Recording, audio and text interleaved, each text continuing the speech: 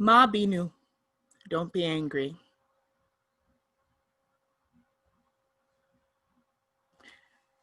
Prologue. Midnight.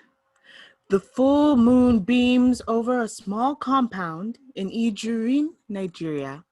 Once in a while, a chicken may cluck, or a goat may cry, but all else is quiet. The air is dry and smells like a combination of burnt rubber and human waste.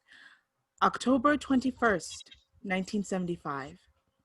Lights up on Okbe, who lays on a mat with her eyes wide open. Beside her, wrapped in swaddling clothes, is her 1-year-old daughter, Reiti. Reiti wakes up and begins to cry.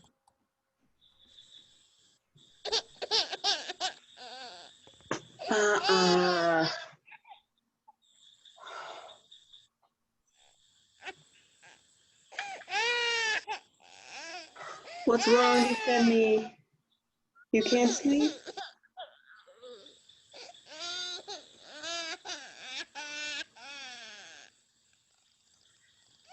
Get it!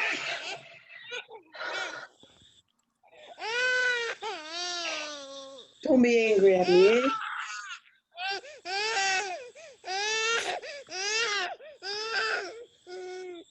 There is fire on the mountain. Run, run, run. There is fire on the mountain. Run, run, run.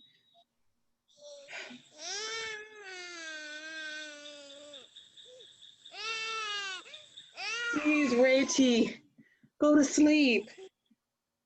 What do you want? God, what am I gonna do? Do you want your doggy? Okbe moves to a large chest positioned in the downstage left corner. She opens it and pulls out a small stuffed dog. Your daddy left this for you. See? Still smells like him. She is about to hand Reiti the stuffed animal when she notices a zipper on the dog's belly. She reaches inside the dog and finds a note.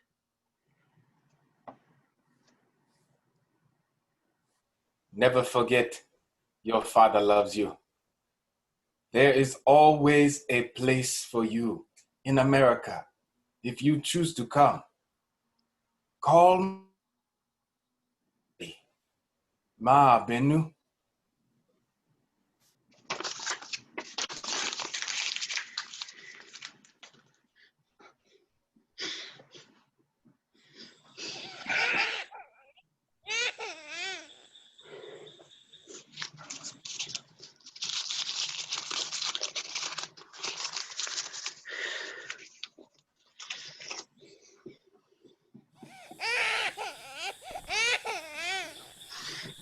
Reiti, stop crying. I told you your father is gone and he will not return, so enough.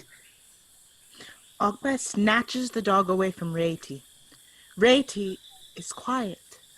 Okbe crawls back onto the mat and faces away from her child towards the audience. Vehemently as a warning, she snares. There is fire on the mountain, Jack. Run, run, run.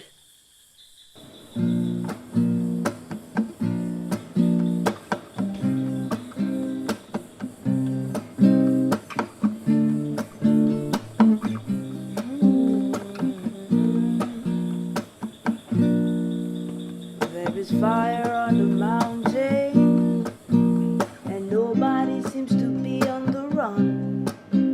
There is fire on the mountain top, and no one is running.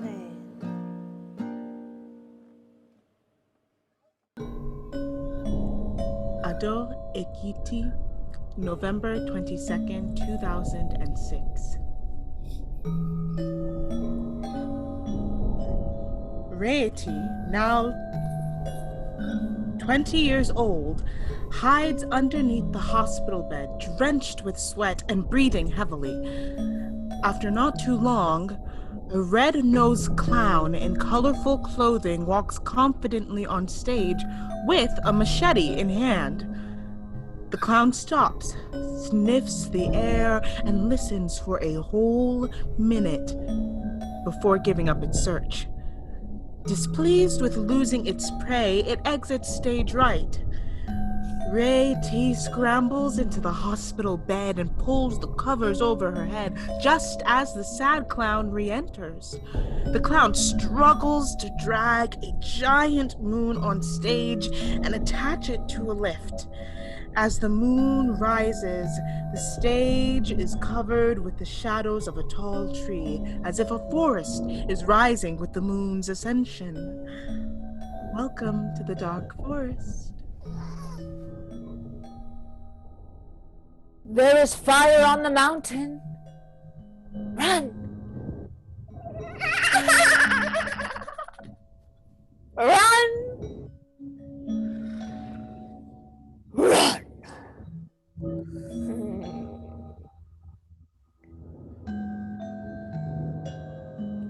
Morning. Ado Ekiti, Nigeria. The day after Thanksgiving. Rarity lies unresponsive in the hospital bed. Her heart monitor beeps evenly, and an oxygen mask has been placed over her face. Akba enters, digging in her purse. She's looking for something. She stops in the doorframe with a look of anguish on her face. Ifemi, Reti. She goes to Rariti's hospital bed and gives her a kiss before sitting in the visitor's chair upstage right. From her purse, Akba pulls out Rariti's childhood play toy, the stuffed dog. It has become dirty and tattered over time. Akba unzips the belly of the dog and pulls out a piece of paper within. Taking a deep breath, Akba reaches in her purse for a calling card and her cell phone.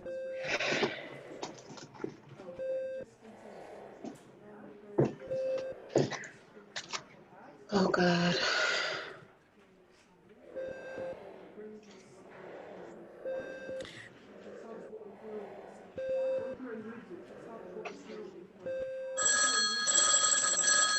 Downstage left, Jenny Dokbo steps into the spotlight. We are now in Madison, Wisconsin.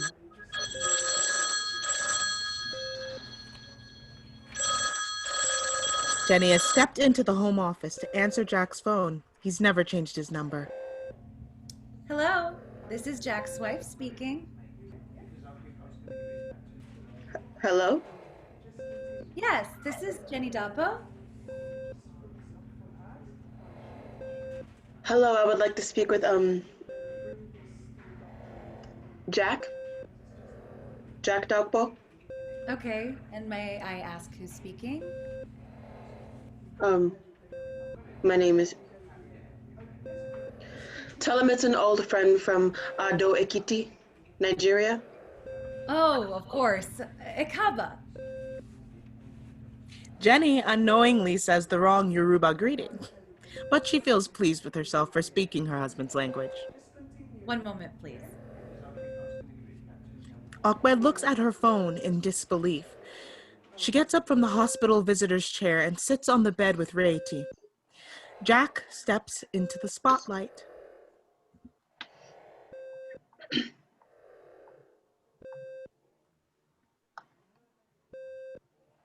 Hello. Jack, it's Okbe. Ekisola. Apwe? How did you get this number? Your mother gave it to me. Apwe.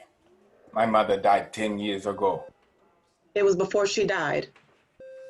Apwe, this isn't a good time for me. What could you possibly be doing? I have family over. Family. It's very nice for you, Jack. I have to go, I'm sorry. Wait. Apwe, please. It's Ray T. What happened? Is she okay? No, Jack. She give you my number. She never called me, so I thought... No, she didn't. I found the note and I hid it before she could find it herself. How could you do that? Good night, Okwe. Jack hangs up the phone and exits. Okwe, panicking, redials the number.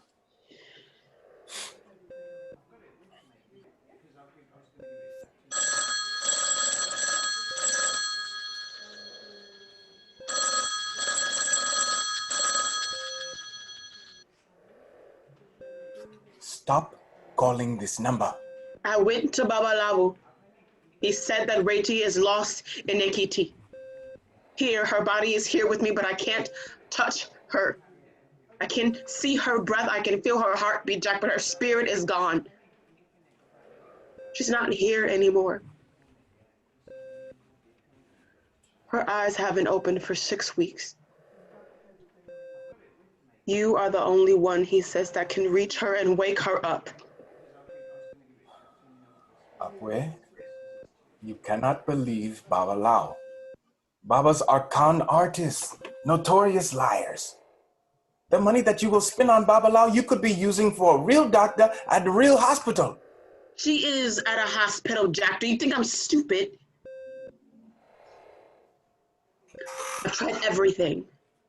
Nothing has worked. You need to come back to Nigeria. The elders say it's the only way that she will return.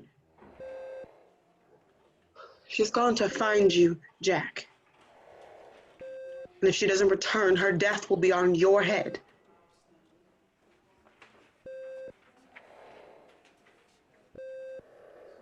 Two weeks. I need 2 weeks. 2 weeks? Wait, I need some time to get my things in order. I can't just pack up and leave. I can be there in 2 weeks. The nurse, Agbebi, enters from the lobby. Ma, you have visitors? Oh shit, my dear. Tell them I'm coming. Yes, Ma. Agbebi exits while Okwe places Jack's note back into the stuffed dog. She packs the dog into her purse. Okay, Jack, 2 weeks. You're still in Ekiti? Yes. At Arizsia Hospital. I have to go, but call me when you arrive. This is my number. Oh, okay. Okay. The two are covered in a pale blue light. Offstage, the sound of laughter bellows into Jack's office and snaps the two back into reality. Good night, Jack. Okwe hangs up the phone and lingers by Reti's hospital bed, lost in thought. Ginny? Jack exits, disoriented.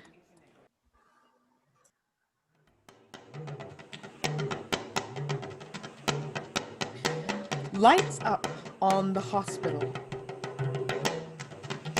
Moonlight covers Reti as she wakes up with a gasp. She steps out of the hospital bed and off of the platform into the downstage playing area. The stage transforms into a meadow, and upstage center she finds a golden mold of Zeus's head. Mesmerized, she reaches out to touch it, but the sound of a talking drum startles her away. Ife enters stage left, hooded and wrapped in layers of clothing. She beats her gong gong as she sings. There is fire on the mountain, and nobody seems to be on the run. Oh, there is fire on the mountain top, and no one is running. Ife continues to hum and beat her drum absent-mindedly as she walks. Binu enters behind her, passionately displeased. Where are we? Where you least expect us to be. Why don't you ever answer anything directly? Why do you ask so many questions, Binu? Don't you trust me? Trust you? I don't even know you. Ife laughs and begins to beat her drum.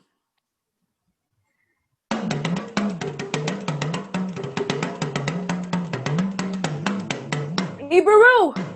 Basita! Beru enters, dragging her feet from stage right. Who is calling me? Beru recognizes her friends. Ife? Ifemi, is that you? Yes, The my two friend. friends embrace.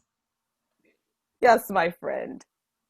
Ife, wow, it's been so long. What brings you to the edge of the forest? I have come here to find a woman named Rati. Rati? I know Rati. We were close friends in her childhood. I know. I thought she might be here. We need to find her and bring her to Ota. Has she been here? No, wait. Rati is here? How is that possible? Her spirit is lost. We've been searching for her for over 2 months. The meadow looks like it is staying intact, but the rest of the forest has rejected her. I figured she would come here to find you, but you haven't seen her. No. Wherever Rati has been, the forest has become dark and void of life. Soon the entire forest will shrivel and die. We need your help to find her, Beru. Will you come with us? Beru looks uncomfortable. No. I'm gonna stay here and look after the meadow. The meadow will die if we don't find her, Beru. No matter what you do. The forest cannot survive with her here. The longer she stays, the faster the forest will fade and us with it. It is our duty to find Rati and bring her back to her own world. I have a question. Of course you do. Yes. Hi, who the fuck are you? Oh, yes, excuse me. Binu, this is my old friend Beru. Beru helped me bring Rati up as a child. She taught Rati discernment and sometimes burdened her with guilt so that she would be an honest child. Ife was there to keep Rati warm and encourage her to connect with other people. Binu, you have arrived as a result of Rati's most recent journey to connect with her father. This journey, unfortunately, is yours to lead, but we need Beru for balance. Sweet. And who is Ota and how do we find him? Ota, the truth. He lives in the heart of the forest. Ota has a direct line to the outside world. He would know how to help Rati out of the forest. How long is this journey? It is a week's travel. First, we must pass the plains of the Greek temple, and then the clearing with the lions and gladiators. And finally, and worst of all, we must venture through the carnival where Sad Clown lives. Ota's village is just beyond the carnival. If we can make it through, If. we will make it through, but if we don't... Hey, at least we tried. I'm not going out like a bitch. Beru is paralyzed with fear. I can't. Binu blows up. Hey, thanks for nothing. Foolish goat. Let's go. Ife. No, Binu. I'm no longer a young girl. I cannot make this journey with anger alone by my side, and you don't know where you're going. So, either we all go together, or no one goes at all. We need Beru. Ife sits, crosses her legs, and closes her eyes. She meditates as Binu and Beru look on in awe. Okay, whatever. Let's go. Are you in or not? Beru, I will not let anyone hurt you. I don't think I can do it. Binu, sit down. Are you kidding me? No, sit down. Binu sits down and crosses her arms. This is bullshit. We will stay here until you decide. Aoife stares unfocused into the distance. Her forehead wrinkles. It's either all of us or none of us at all.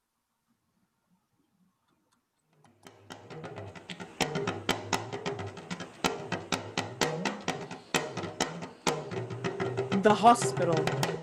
Rarity is back in bed. Okbe, Jack, and Jenny enter from the lobby.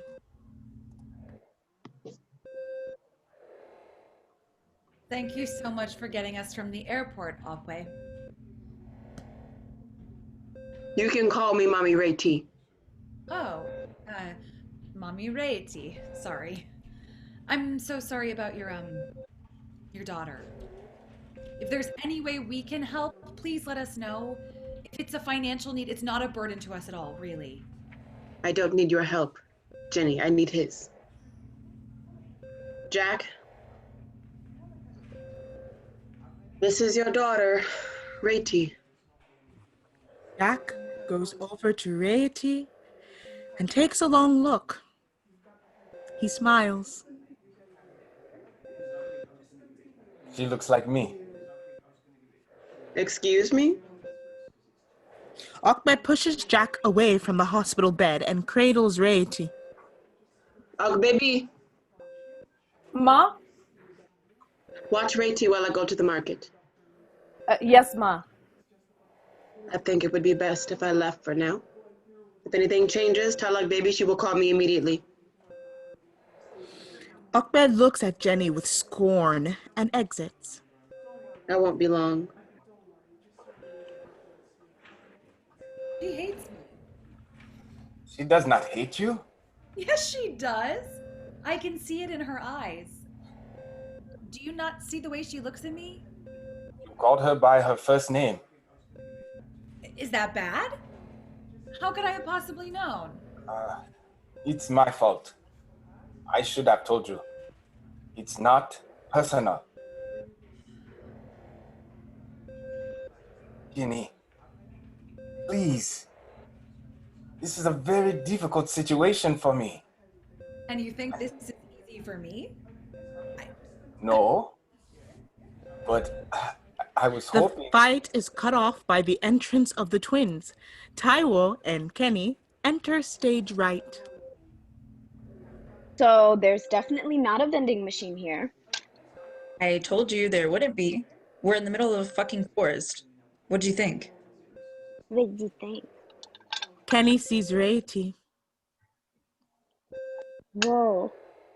Is that her? She's beautiful. Jenny, for the first time, looks at Rarity. She's caught off guard by Kenny's comment. Kenny, that is not an appropriate thing to say right now. Taiwo nods in Jenny's direction. What? No, I'm fine. Are you girls hungry? I was going to go find something to eat soon. Would you like to join me? I'm not hungry. I'll come. Kenny pinches Taiwo. Ow! Kenny, don't pinch your sister. Jack, are you hungry? Jack, still sitting by Rarity, makes an awkward attempt to reach her. Rarity. Wake up, huh? Your mother and I are worried about you. Yes. Let's go eat.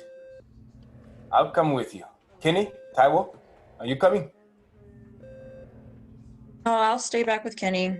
You can bring me something back here, can't you? Sure. Are they safe here? Yes, the hospital is very safe. Okay. Well, we'll be right back, girls. Jenny gives Kenny a look. Behave yourselves. We will, Mom. Stay here. Do not leave. Do you understand me? Yes, Dad. Yes, Dad.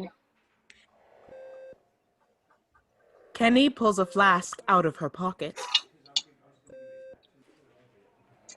Kenny. What, you want some? No, God, it's Kenny, it's 9 o'clock in the morning. So? That's like 1 a.m. in Wisconsin. I would still be out right now. Anyway, I wanted to chat with you without Mom and Dad around. So, what happened on the plane last night? You looked like you were about to punch that guy sitting next to you. Girl, nothing. He was chewing with his mouth open and it was getting on my nerve. That's all. Yes. It was disgusting and he kept it up for 8 hours. Whatever, it's over. Why do you ask?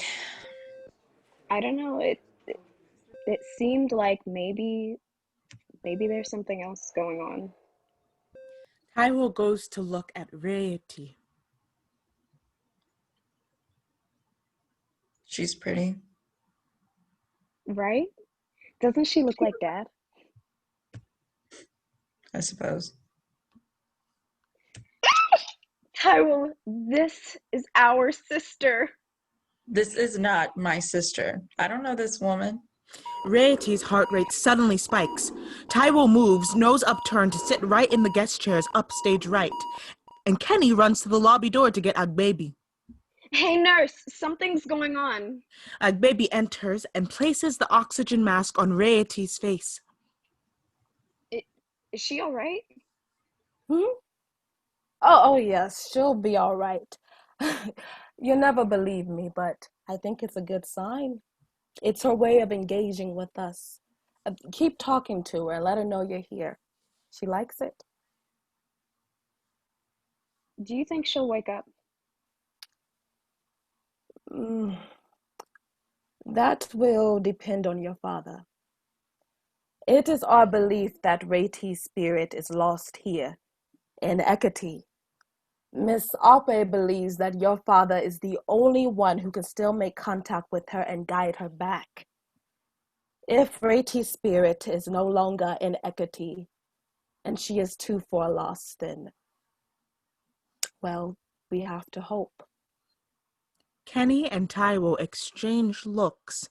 Agbaby changes the bed sheets. What happened?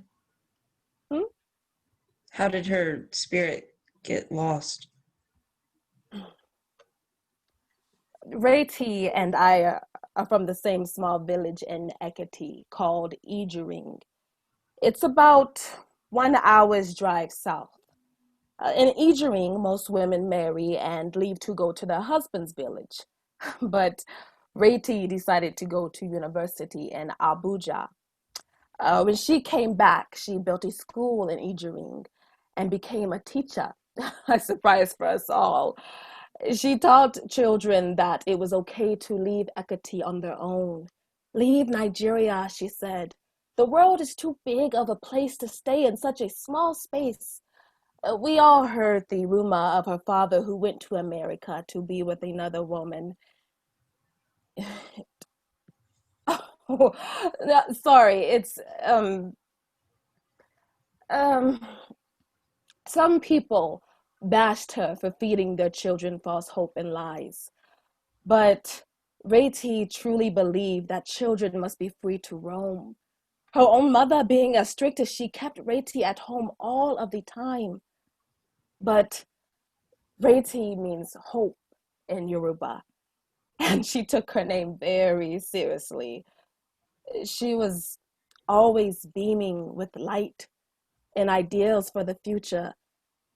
But about 3 months ago, she stopped being herself.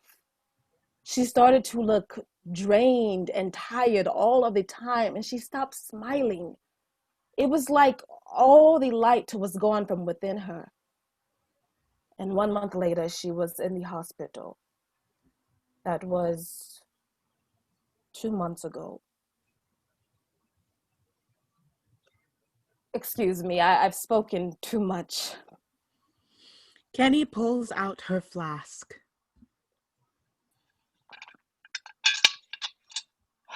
That was wild. Are you sure you don't want some? I want to sip of No, this. Kenny. Listen, I just think it'll help this whole situation. No. Okay, buzzkill. Watch your tone with me. Why did you come, Taiwo? You have been grouchy since the minute we set foot on that plane. Loosen up. You need to put it together. Someone is dying here and you're partying? What is wrong with you? You're looking for a fight, and I'm not going to give in to you.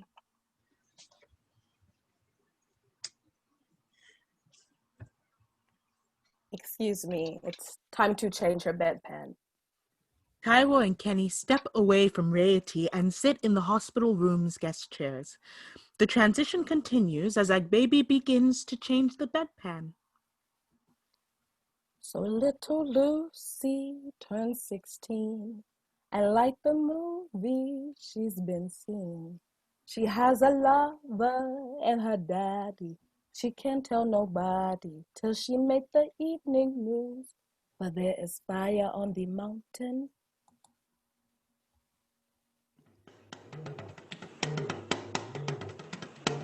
Lights up on the meadow. Evening. Binu is chewing gum and blowing bubbles. Ife is in the same cross-legged position, center stage. Beru enters stage right in tears. She's holding a large, withered plant. Baru, good evening. Binu looks at the dead plant in disgust.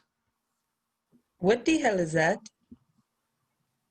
It's my cola nut bush. I was out tending to the forest, and it withered and died before my eyes. Is it possible for one spirit to do such harm? Yes, if the spirit has wandered to where it doesn't belong. Rarity is sucking the life out of her surroundings. Ife stands and takes the dead cola nut branch. She studies it closely.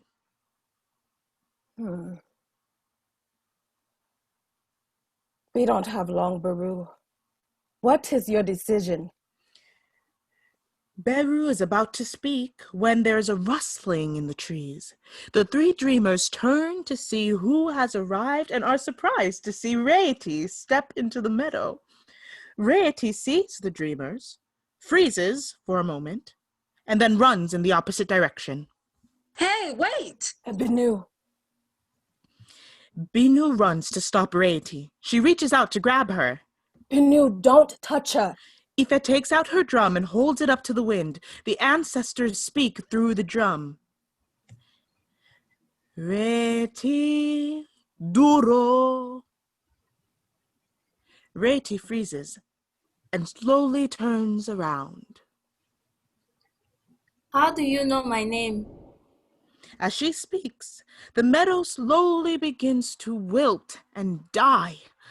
The once warm meadow is now flooded with a cool blue light. My meadow. Who are you? Who are you? I know who I am. Do you? Yes. Then you know you shouldn't be here. Ife takes a step towards Rarity. Stay away from me. Rarity raises her hand towards Ife in warning. Ife does not flinch. This girl has some nerve. Rarity, we want to help you, dear. You are looking for Ota, right? Rarity is taken aback. She looks around the meadow at Ife, Binu, and Beru. Yes. Do you Are you? No, no, no. He's not here. But we can lead you to him. You're a long way away, sweetheart. You're going to need our help. We are leaving now to go look for him. Come with us. Ife takes a step forward. Rarity steps back. Don't come close to me. Ife continues to move towards Rarity. She gets close enough to put a hand on Rarity's shoulder. Ife looks into Rarity's eyes. Come with us. We will lead you to Ota. Rarity shakes Ife off. Ife crumples to the ground. Binu runs to her side. I can make it on my own. Just tell me where it is. Are you okay? I'm all right. Where is he? Beru looks around at her desolate meadow and makes a decision. Stop. You are coming with us. Us. You don't belong here. Look around at what you've done. We are leaving now, and you are coming with us. Yes, let's go. Ife gets up slowly and painfully. She struggles to find her way. Binu, help me. Ife, what happened? Ife removes her hood to reveal her eyes are white. Ife is blind. This is a joke. Binu, lead the way. We will follow you. Binu and Ife exit stage left. Beru follows close behind. Rarity takes one last look at the meadow and exits with her new friends.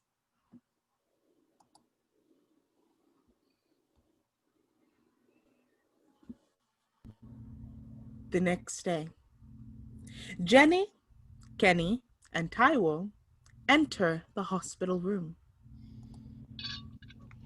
God, Taiwo, this is so like you. Give it to me now, Kenny. Kenny reaches into her bag and pulls out her flask. Jenny opens it and smells what's inside. Where did you even get this, Kenny? They were selling it outside. Yeah, okay. Why would I make that up? Was it the nurse? No. I'm telling your father.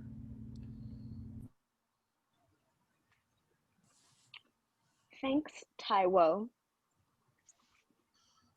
Hi, Dad. Hi, Dad. Hello, girls. Kenny, can I speak with you? Jack takes Kenny to the other side of the room. Your mother is telling me that you are drinking. What is your problem? Okay, look. The drinking isn't a problem for me, Kenny. It's that we're in unfamiliar territory. Who even gave it to you? Do you know? Do you know where they got it from? Kenny, I don't want anything to happen to you. You have to be more careful, huh? Okay? Dad. I love you, huh? If you need anything, you come to me. I'm your father. I would do anything for you. Jack winks at Kenny and she smiles. Oh, yeah. Go follow your mother. We'll soon be leaving. Taiwo. Watch your sister, huh? Yes, Daddy. The twins gather their belongings and exit into the lobby. Jack turns to Rarity as they are alone for the first time. A beat, as Jack struggles with what to say. Enter Agbaby. Mr. Doubtful. She kneels down to greet him. Ah, like baby. Awoni. Adupe. Sa. Agbaby begins to change the sheets. Ashe. Jack, uncomfortable, returns to Rati's side. Hello, Rati. My name is Jack Spildidapo. My school friends, my schoolmates, your mother is one of them. They call me Jack. I'm your father.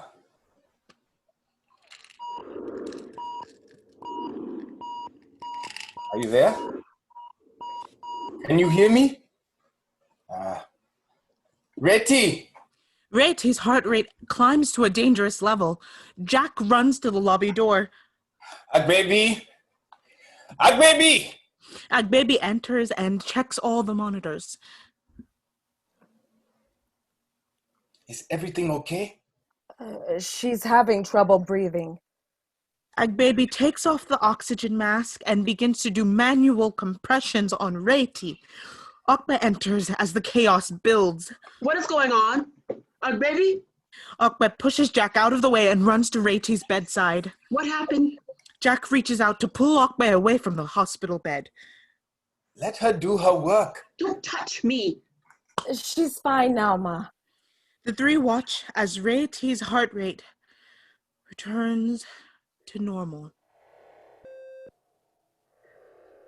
How much longer will she stay like this? Mommy Rati, it won't be long, eh? Her father is here. He will find her.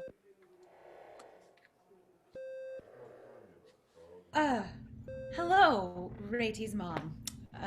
Jack, it's time to go. The girls are getting hungry.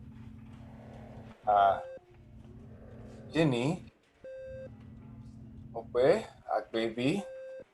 Give us a minute. Jack leads Jenny to the stage right section of the platform. I need to stay here tonight. Okay, then we'll wait with you. No, it's all right. Please go. Take the twins to the hotel. I'll be back in the morning. Jack, Yes, you can see her in the morning. Jenny. She's not doing well. I need to talk to Okwe about why I'm here. Once I figure that out, figure out what she wants, then we can all go back home. Jenny can't quite get herself to leave. She eyes Okbe and picks up a haughty air. It's not your fault that she can't take care of her own child. I let them, Jenny. If what the village people are saying is true, then this is partly my fault too. Jack, you cannot let these people drag you down with them. These people are my family. No, me and the twins, we're your family.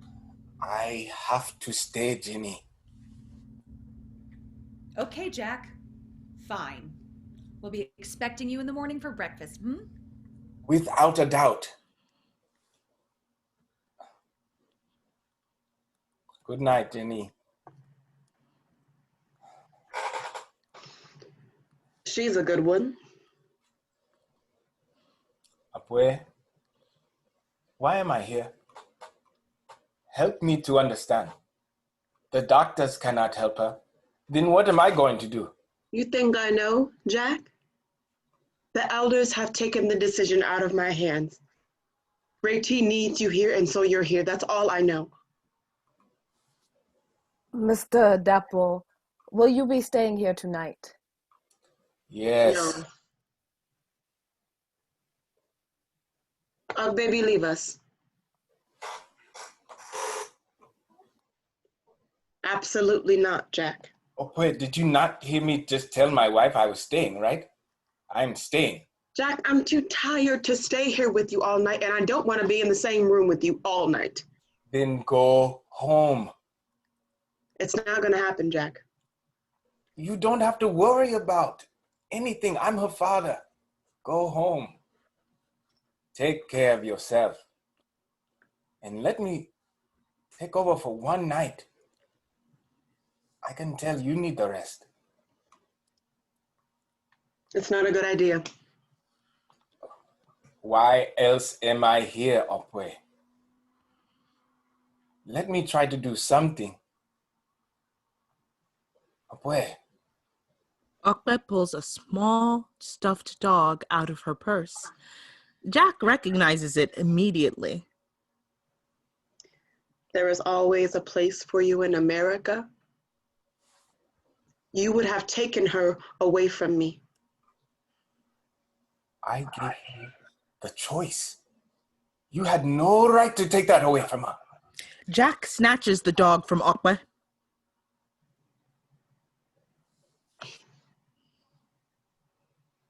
When she was younger, she would say, "Mommy, I want to be a dog."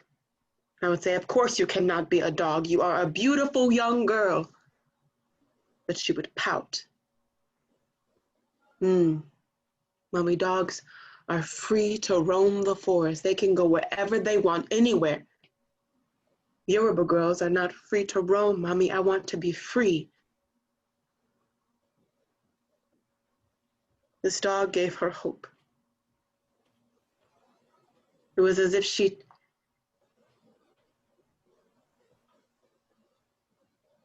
one night, Jack. You can stay for one night. Baby? Yes, Ma. If anything happens to my daughter, I will hold you personally responsible. Do you understand? Okwe kisses Rayti's forehead and exits. Jack positions himself awkwardly on the hospital bed and falls asleep, holding the stuffed dog.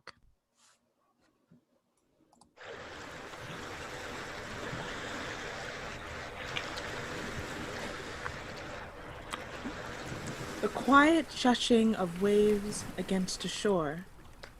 Downstage is lit in the reflective blues of a lake at night. Rayty sits on the edge of the platform with 2 fishing rods behind her. Jack stands behind her. Would you like to join me? Jack sits. Rayty? Hello, Dad. Here. Rayty hands Jack a fishing rod. He helps her to bait it and cast. The two enjoy the quality time together. Have you spoken with my mother? Yes? How is she? The same. You look less impressive than I thought you would be for someone who is rumored to be living in America. Well, America is not that impressive. The working toilets are nice, though. Ekiti has working toilets now, Dad. Anyway, I'm back in Nigeria. I came for you. You're in Nigeria? Yes. A little late for that now, isn't it? It's never too late. I left you a note with my number on it. It said, call me whenever you're ready. The note. Jack, mesmerized, takes a look around. He cannot see past the lake. Where are we? Where would you like us to be? I want us to be together. Then we are. No, really. You, me, your sisters, and my new... your sisters are waiting for you. They can't wait to meet you. Sisters? Yes, twins. Taiwo and Kenny. They traveled with me to see you. Jack reaches for his wallet. They have Nigerian names. Nigeria is home. They have to know where they come from. Lucky them. Jack pulls out his wallet and shows Rayty the picture of the twins. Reti recognizes Binu and Beru. They look happy. The twins? No, Binu and Beru. Those are my friends. They live here with me. Live here? Reti, this is not your home. It is now. I can't stand to go back. The village people sneering at me, treating me like dirt because I don't have a father. You and Mom won't tell me the truth, so I'm going to find it out for myself. Binu, Beru, and Ife are leading me to Ota. Reti, I can tell you the truth. No, you can't. Try me. Why don't you and my mom love each other? Now that is a very complicated question. Reti starts to pack up the rods. See? No. Let me try. I want the truth. Straight up. Jack cannot find the words. That's what I thought. Reti,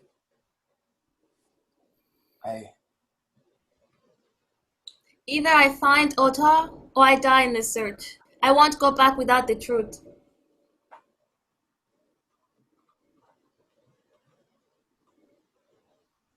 Reti. You came because I'm unwell, right? Yes. If I stayed in Ekiti, living as I did, with a fake smile plastered on my face, feeding school children ideals of hope and freedom, without finding my own, you never would have come. You would have forgotten me. No, never. I have to do this. Off stage left the sound of a gong gong.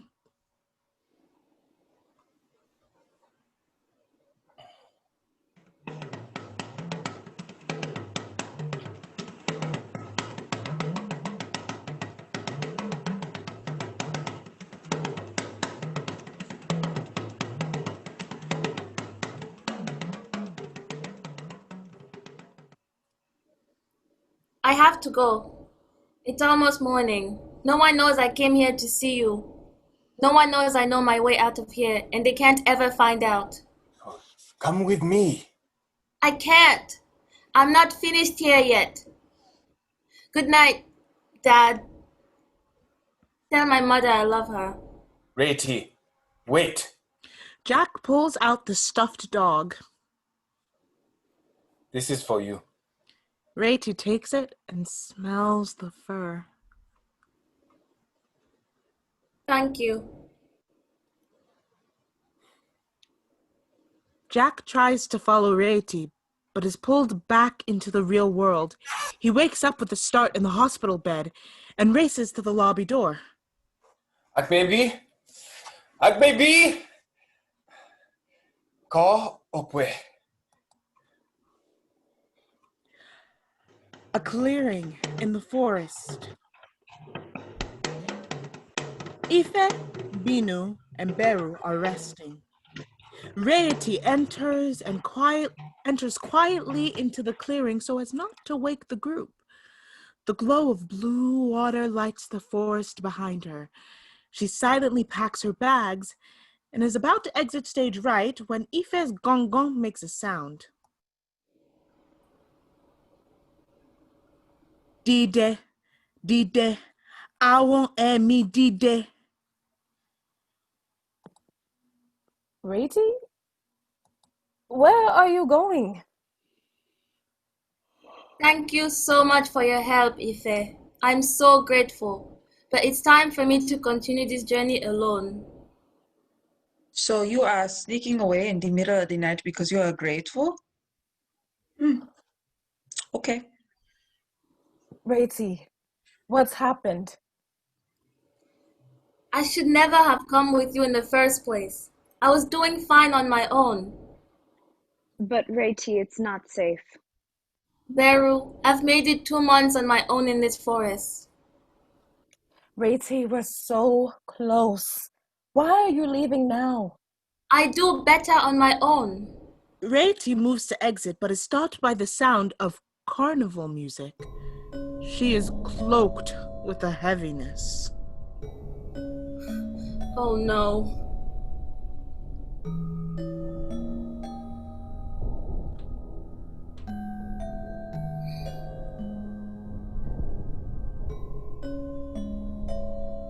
What is that music? Ife sniffs the air.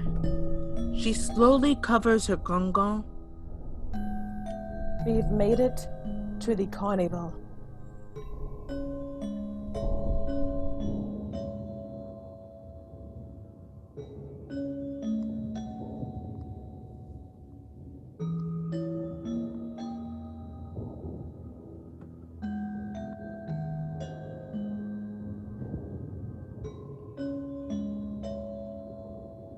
I've been here before. The clown. It lives here. Have you seen it? Rati, let's move quickly. If we move quickly enough, we can make it through the carnival before it sees us. Keep your eyes open. They could be anywhere. Day. The moon is out, so we should be safe. Wait. Who is Day? Sad Clown enters out of the shadow with two shadowy figures behind them. Sad Clown is in colorful clown clothing and carries a large machete. Aoife senses Sad Clown's entrance. The shadows. Let's go. The moon can be unpredictable in this part of the forest, and one must never be in the carnival when the moon is not around. Hello.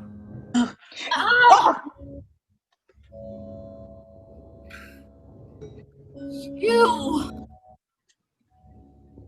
Hello? Hello, clown. We don't want any trouble today. Will you please let us do your carnival? Sure. Well, first you're going to have to play some games. No, no, thank you. We don't have a lot of time. Please. Just one. An easy one. She said no. Binu. Oh. Okay. The moon begins to wane. Beru tugs at Aoife's clothes. Let's go. The exit is that way. Thank you very much. Will you visit me again? Hell no. I'm not sure. It's very far from where we come from. Oh. The moon wanes again. It is now at half. The shadows become more and more opaque as the moon continues to wane. We have company. What the heck? You came to visit me. Binu steps in between Rarity and the clown. Hey man, back up. Binu, this is not your fight. The dreamers look at Rarity, who is frozen in fear. Stay away from me. We can come back another time, clown, but we have to go now. I don't think your friends want us to stay. Sad Clown grabs the machete on its hip and slowly takes it out of the holster. What friends? It's gone. Ife? The dreamers look up. There is no moon in the sky. Sad Clown points their machete at the dreamers. The shadow figures creep closer and closer from behind the Sad Clown. Not this again. Why did you leave me here? Ife, what do we do? I got this. Binu finds a large stick and runs towards the sad clown. Binu, no. Before Binu can reach the clown, the shadows swoop Binu off the ground and carry her 6 feet away from sad clown. 6 feet of distance is best from clowns. Hear them? I hear them. Go away! I want to play with my new friends. Sad clown's eyes begin to glow red. Ife, do something. Cover your ears.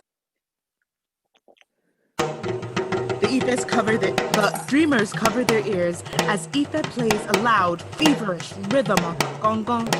Sad clown and the shadows clutch their ears in pain, and sad clown's machete falls to the ground in front of Raid. Pick it up! Stop it! It's too late. Go.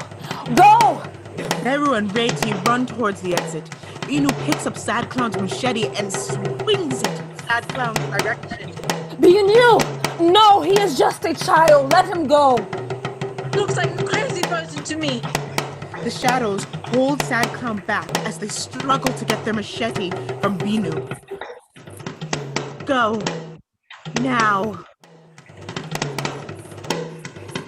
No, don't go. Stay. Play games with me. Follow the light. It will lead you to Ota. Thank you. Sad clown struggles against the grip of the shadows. They cannot hold them for much longer. There is fire on the mountain. Run! Run! Run! Sad clown continues screaming as the shadows pick them up and carry them off stage right. The dreamers run into the woods. They look around to ensure that they are safe. Why did you bring me here? Reiti, calm down. No, I don't want anything to do with you. I knew I should have gone on my own. But what would you have done if you ran into the clown on your own? I would have escaped again. I always escape. Reiti, you can be very stubborn. If it wasn't for Ife, If it wasn't for Ife, the clown would be dead. Why did you stop Binu from killing it? It wasn't her fight to fight. Okay. It's enough, eh? Let's go.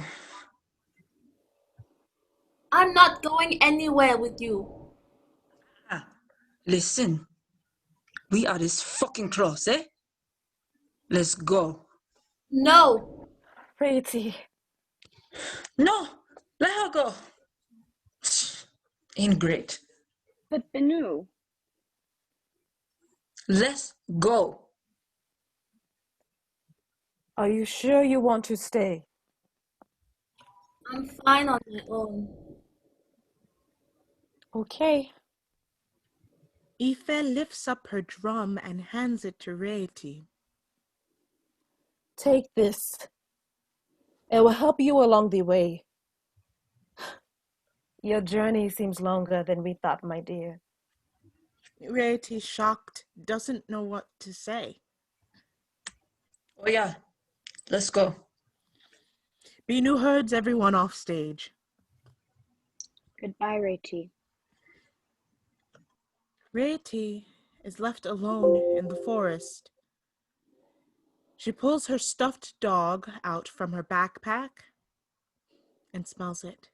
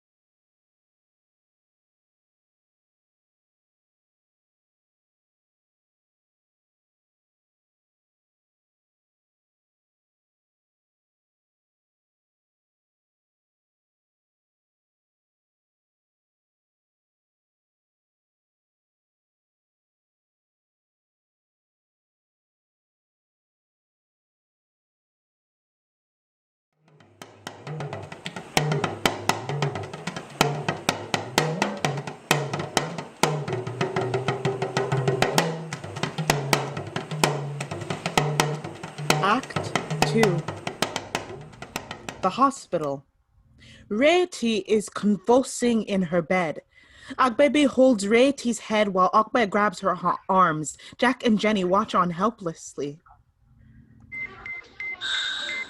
Oh, hold them down! Akbe struggles to keep Rarity's arms at her sides. What happened?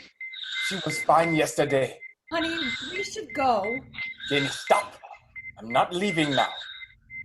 Rarity's heart rate spikes and she begins to moan. You hear me? Rachel, honey, can you hear me? Darling? Rarity's eyes stay closed, but she begins to speak. Ota. Ota. Jack runs to Rarity's bedside. What did she say? Where's her dog? Jack reaches into the hospital bed to look for the stuffed dog. Don't touch her. Mommy Rarity, you asked him to come. Let him help. Up where I spoke with her. I gave her the dog. What are you talking about? The dog, it's gone. She took it. I thought it was a dream, but... Is this a joke to you? I'm not joking. She told me she was looking for the truth. Ota. She told me that. Get out, Jack. Apwe, listen to me. I reached her. We were fishing, and I asked her to come back with me, but she said no. I won't come back until I find Ota. That's what she said. A dream? You went fishing with her in a dream? I've made a mistake. Rachel was fine until you came here. The elders were wrong. You need to take your family and go home. We are better off without you. Up where? Leave! Get away from us now. Mommy Rarity. No, Huck, baby. Like, baby, it's okay. You read the note. That's why she's here. Up where? You lied to her. You kept her from me. And now she's searching for the truth. She's lost. And you can't help her. Rarity. My dear. Your daddy loves you. Jack kisses Rarity's forehead, then exits into the lobby. It was nice to meet all of you.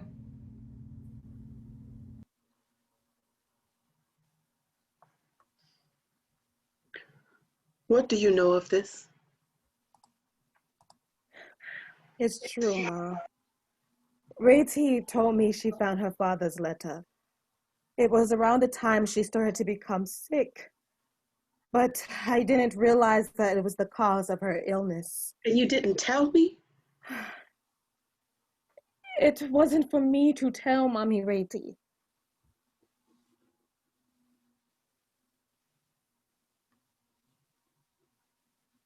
Did I make a mistake? Baby sits beside Okwe. Did you hear what Mr. Dapple said? Rarity is searching for Ota, the truth. Unless you're willing to provide that for her, Rarity will need her father. We haven't heard from her in over 2 months' time, Mommy Rarity. He was able to make contact with her in a few days. I thought it would be me. I hoped she would make contact with me first. We should be happy that she's made contact at all. She's still alive, Mommy Rarity.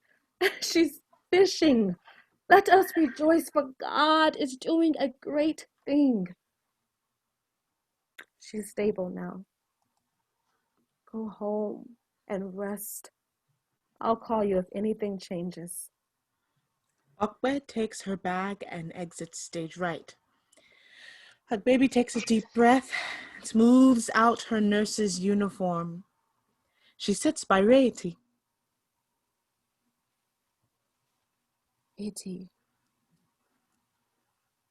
Rarity, are you still there? Speak if you can hear me. Silence. Baby checks her vitals and tries to sit her up with little success. Finally, she gives up and grabs a pudding cup from the pantry. She sits down, exhausted, opens the pudding cup, and exits.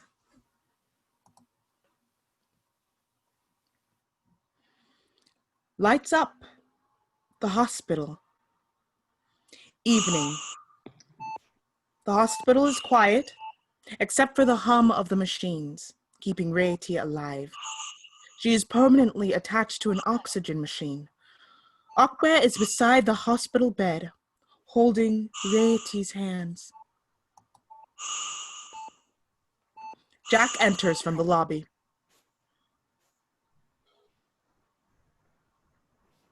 I'm sorry. It was wrong of me to accuse You have you. a bad habit of not announcing yourself when you enter a room. It's late. I thought you would be asleep. Sleep. I haven't known sleep for 2 months. Akbe looks at Rarity, who makes a small guttural noise that lasts a few seconds. How long has she been doing that? Since this morning.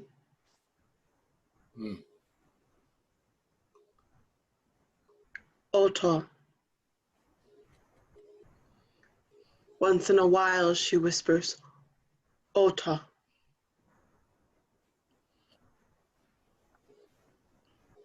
I should have told her the truth.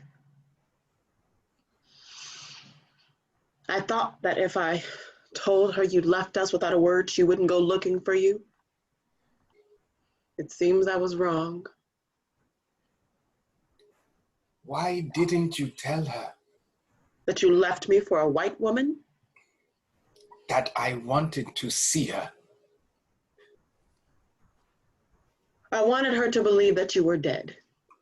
But then the village hens began to cluck, and then she quickly suspected that I hadn't been telling her the entire truth. It's not too late. Anyway, we leave tomorrow. Wow. So soon?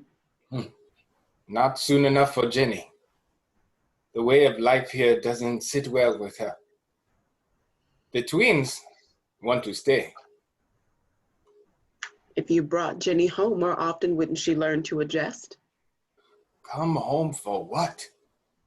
You wouldn't let me see Rati once my mother died. There was no reason for me to come anymore. I guess I'm not that important to you.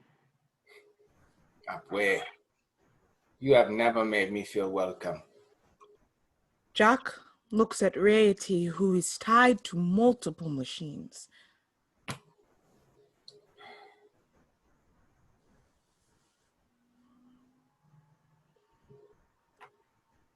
I understand why you didn't want me to be a part of her life back then.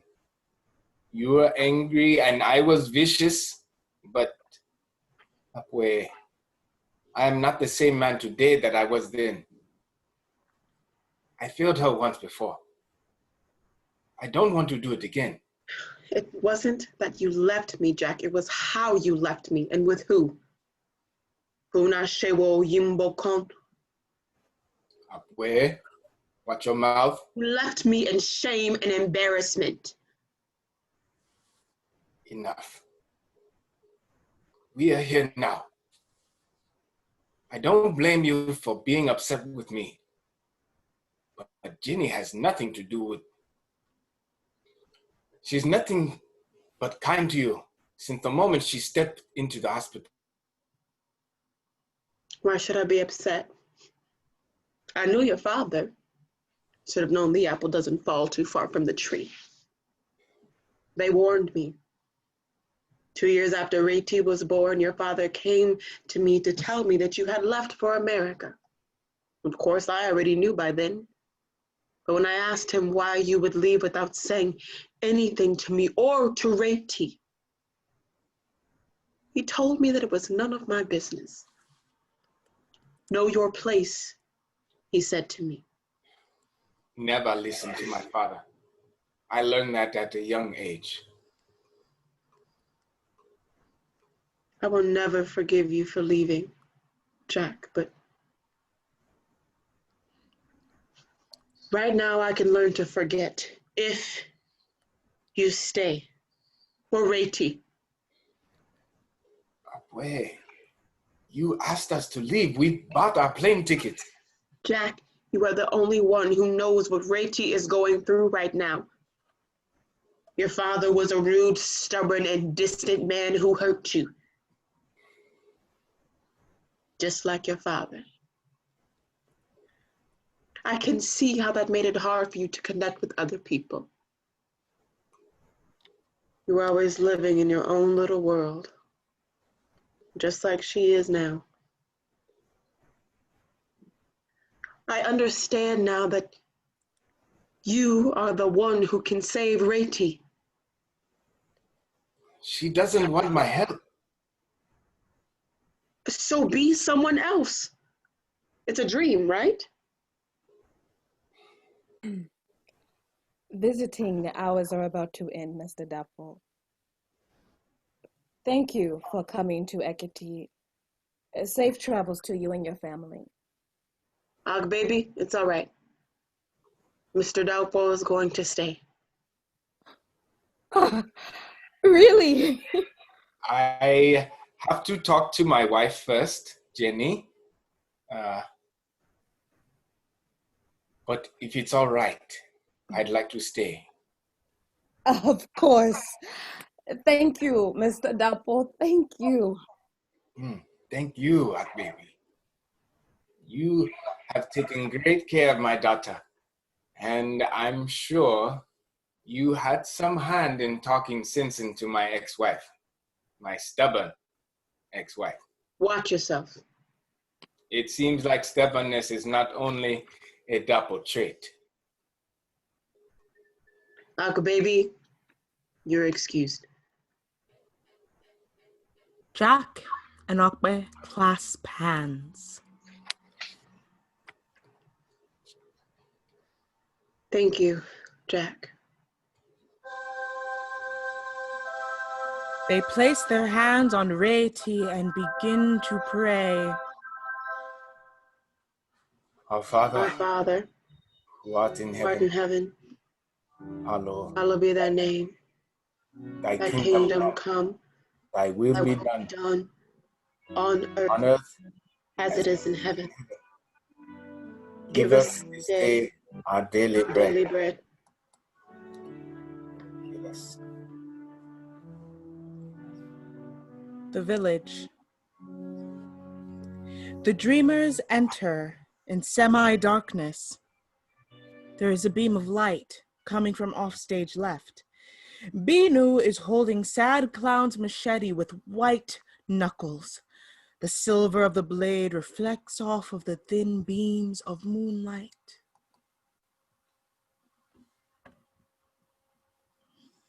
What are we going to do now? Rati! Rati? Would you shut up? She's not coming back. I'm so tired of this dreary fucking forest. I thought Ota's village was after the carnival. It is. Do you smell that? Oh God, yes. I smell it. Do you smell that? It smells like dog shit. Ife and Binu double take to Beru. They're surprised to hear her curse. What? A dog. I have not heard of any kind of dog in this forest. Neither have I. I ain't seen nothing. Yo, I'm sick of this shit. Where are we? Like a light switch, lights come up to full on stage. Red clay dust covers the dreamers as they slow to a stop. They have reached the village. Behind them is a large compound. We made it. Praise Jesus. You weren't scared, were you? No, I wasn't scared. I don't like the dark. Weird. What's up? I think I found the source of the smell. A large pile of dog poop is upstage left. Beru sniffs it. Oh, God. Come on, let's go. No, I feel her. She's close. Who? Reti. Beru. She left, okay? She's gone. She's not coming back anytime soon. Okay. Let's all calm down. She said she was going to find Ota, right? So she'll be here. Eventually. Relax, eh? Aoife sits in her cross-legged pose. Binu taps her toes. She is struggling to stay patient. Look, she's not coming.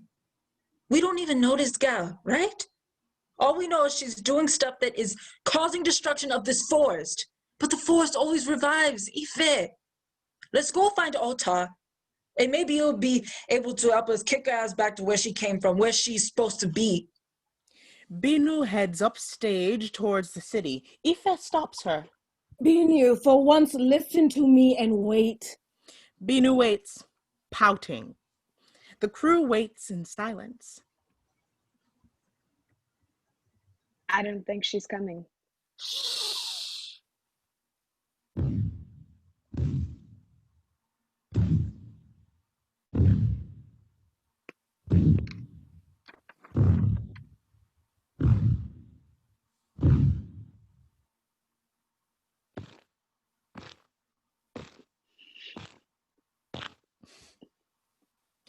The city lights start to flicker. Large footsteps approach, growing louder and louder. Beru perks up as they grow closer. The footsteps grow so loud that the ground begins to shake. The three dreamers fall to the ground as Sad Clown enters. They giggle and wave at the dreamers. The dreamers do not move. The moon must be out tonight, Clown. You're in a good mood.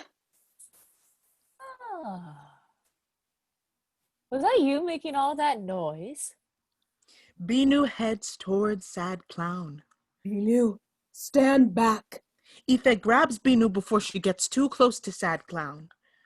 This is not your fight, remember?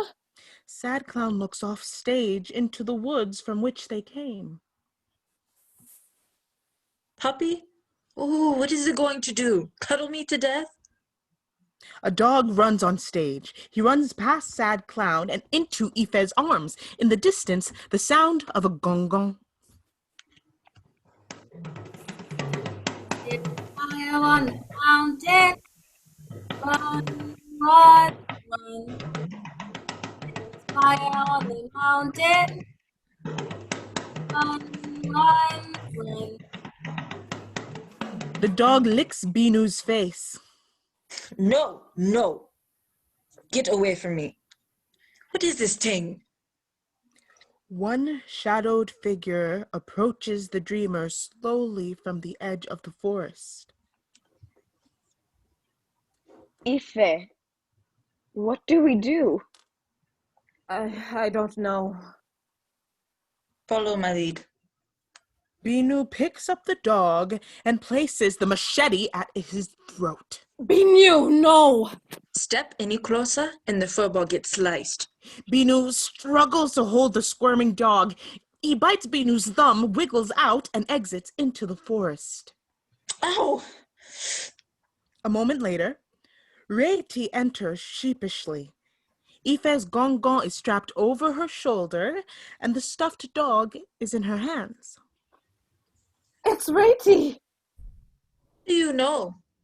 Seriously, stop, it's her.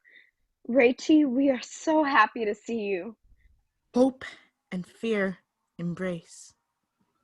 Beru breaks the hug abruptly. Oh no. No, You don't have to worry. I have control over it now. I won't hurt you. See? Reti places her hand gently on the ground. Between her fingers, a flower grows up from the clay. That's a good sign. I would say so. What happened? I missed you. I missed you all. Once you left, I was so angry at myself for letting you go. I was so lost. But I focused my feelings and I found the light, and it led me here. You followed your senses. Yes, I think so. I've always admired dogs. They can roam wherever they want, whenever they want. And they don't get lost because they have their wits about them. I wanted so much to be free that I lost track of who I was. But once you left, Ife, Binu, Beru, I realized that I had been holding something inside, and when I looked, it was light. I love you. The forest feels too big and lonely without you all. I'm sorry. The dreamers surround Reti and embrace her. I was just making sure it was really you and not some shadowy motherfucker. Do you remember the clown? Binu points at Sad Clown, who has been watching the dreamers' interaction with wonder and awe. Reti whips around in panic. She cannot take her eyes off of Sad Clown. You... How did it... It's okay, Reti. It's okay. Sad Clown approaches Reti cautiously. Reti has lost control of her legs. Don't come near me. The clown cowers. It looks at Ife, who nods her head. Sad Clown takes that as a sign to continue its approach. What are you doing? The moon is out. Let him explore, and then he'll leave us alone like any other pest. The Sad Clown is inches away from Reti and Binu. They stick their tongue out at Binu and smiles at Reti, who is now shaking with sobs. I can't do this. Please, Ife, save me from this. You can do this, Reti. No, I can't. Yes, you can. I can't. You can. Sad Clown nuzzles their head onto Reti's shoulders.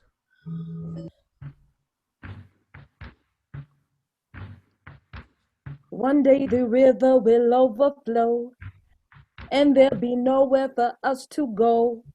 And we will run, wishing we had put out the fire.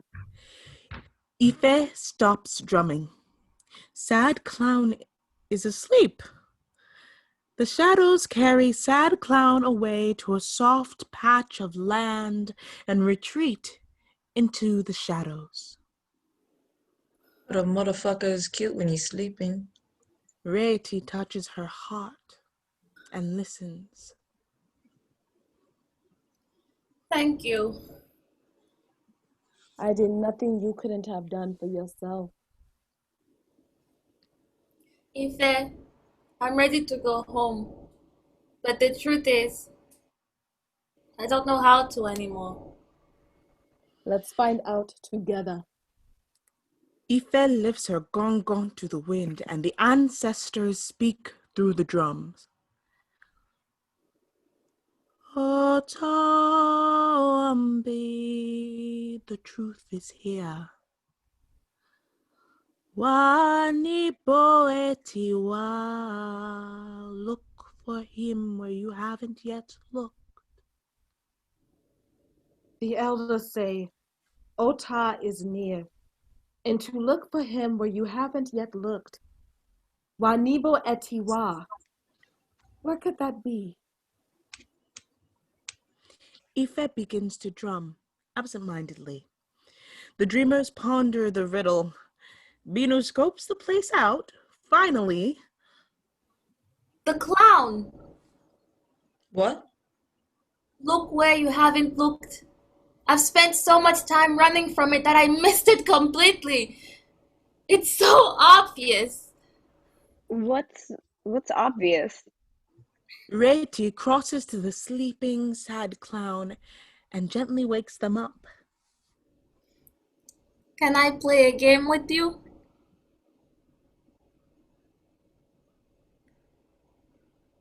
Really? Yes. I think I owe you one. Sad clown and Reti play tic-tac-toe or some other childhood game. As they play, the moon descends to the stage and a trap door opens. Ota steps out.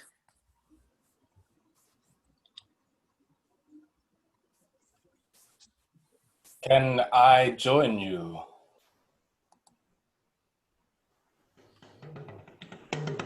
Ota plays Aya peacefully by himself. Ota is dressed in the traditional Yoruba agbada and cap. The dreamers all try to speak to him at once, but lose their breath when Ota holds out his hand. Exhale. Ota releases the dreamers from his hold. He waits as the dreamers get their bearings. Welcome to Ekiti. Hello, clown. Thank you. The dreamers kneel to greet him. Sad clown bows clumsily. Ota, Yes. this young woman is in need of your help. Let her speak. Reti gets up. You're Ota? Yes. I've been looking for you. Well, you have found me. What is it you would like to know? I need to know the truth about... Reti pauses as she recognizes her father's face in Ota. Excuse me, sir. You look familiar. Ota stares at her blankly. Embarrassed, Reti goes on. I want to know about my father. What is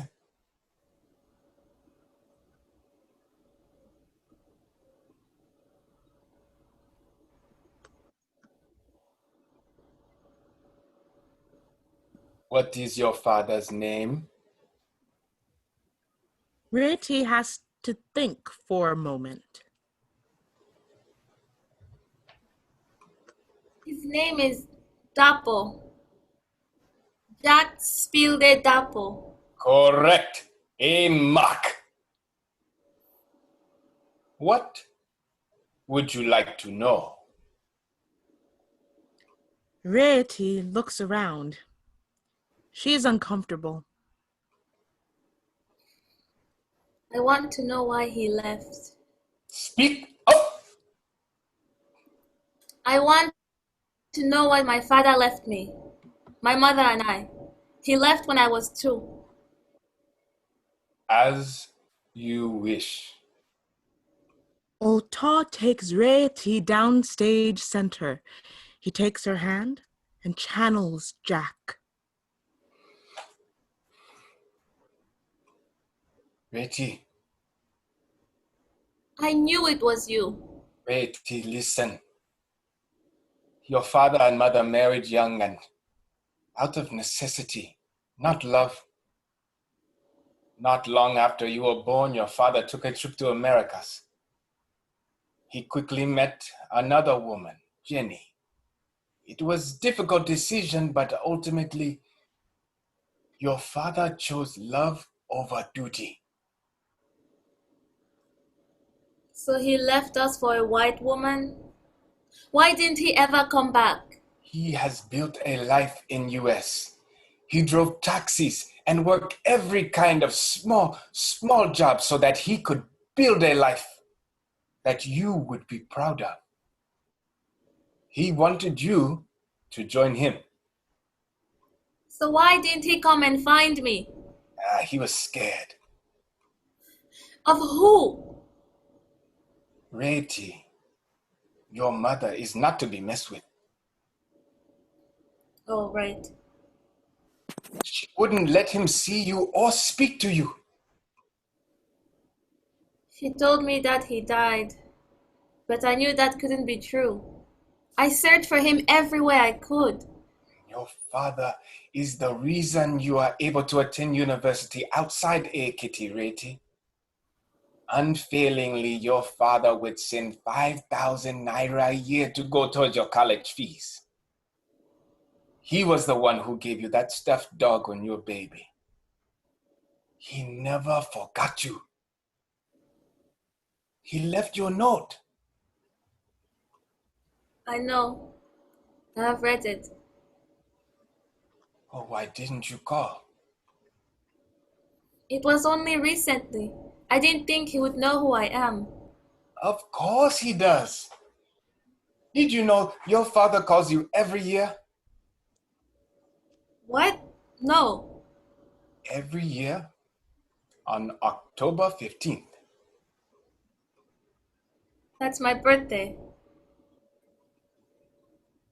Father has never forgotten you.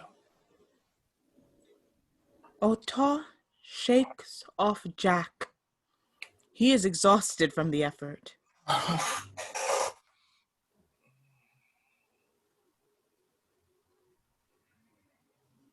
Your heart has led you deep through the forest to Ota. You have it. Ife helps Ota back to his seat. Ota, Yes, where is her father now? he in Ekiti awaiting her return. So it's true? My father has come to Nigeria? I cannot tell a lie, my friend. Ota, I would like to go home. You can do so at any time. I've forgotten how. You've been dreaming, Reti. All you have to do is wake up.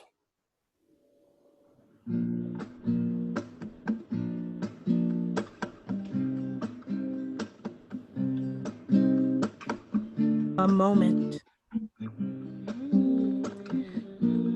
One by one, the dreamers start to recognize one another. They are for a moment no longer the dreamers, but Taiwo, Kenny, Reti, Agbebi, and Jack. Reti reaches out to Ife, Binu, and Beru. Thank you for not giving up on me. We knew you could do it. Well, some of us. They all look at Binu. Snitches. I believed in you the whole time. Yeah, I'm sure. Will I see you again? Reti, we're always here. We've always been here, and here is where we'll stay as a part of you. You've made it through the journey, and now you can reach us at any time. Otiya. The sun comes up over the horizon. Reti says goodbye to the dreamers, one by one, as they exit. Ota remains center stage. Reti steps onto the platform and climbs into the hospital bed. As she falls asleep, Okbe, Jenny, Agbaby, and the twins enter from the lobby door and surround her. You have found Reti. Well done. She always seems to be where you least expect her, doesn't she? It is time for her to go home where her powers can be used for good. Oh yeah, Tete. Reti. Wake up. Wake up, Reti. Wake up.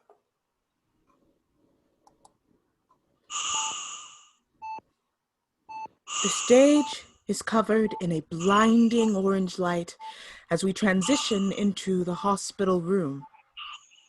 Ota has removed his agbada and cap. It was Jack all along. Jack winks at the audience and steps onto the platform. As soon as the downstage playing area is empty, it is as if the dream world never existed.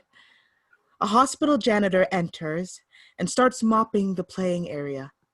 Okbe and Jack are by Reti's bedside.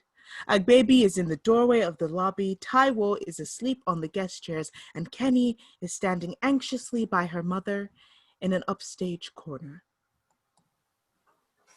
Reti, wake up. Wake up, Reti.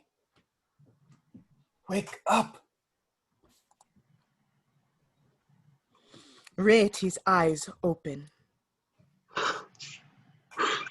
Oh, thank God. Welcome back to Earth, love. Taiwo, she's awake. Kenny, shh. Oh, sorry. Hi, Reti. Hello.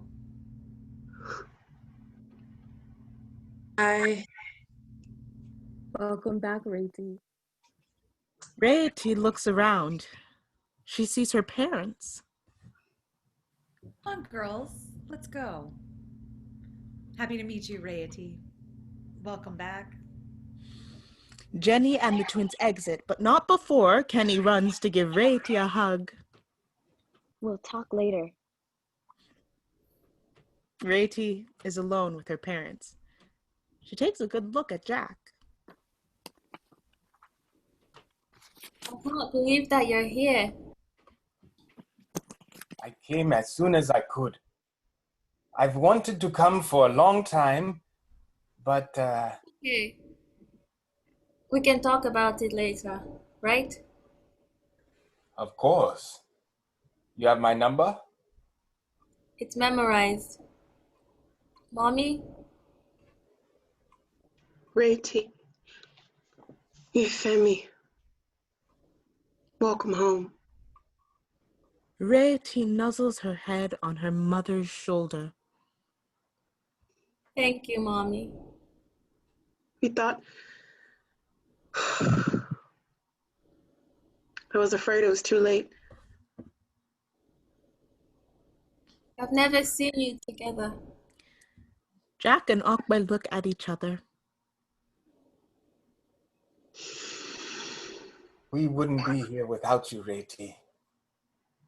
Our fight was so petty. And we didn't take into consideration how much we were hurting you. I'm just happy that you're here now. Mommy, Reti. Sorry. We need you to sign some papers. Okay. I'm coming. I'll be right back. Okbe exits into the lobby. Jack and Reti are alone. For a while, no one knows what to say. Reti breaks the ice. Ota? Jack, caught off guard, answers. Yes? Oh. I knew it was you. Ma Binu, eh?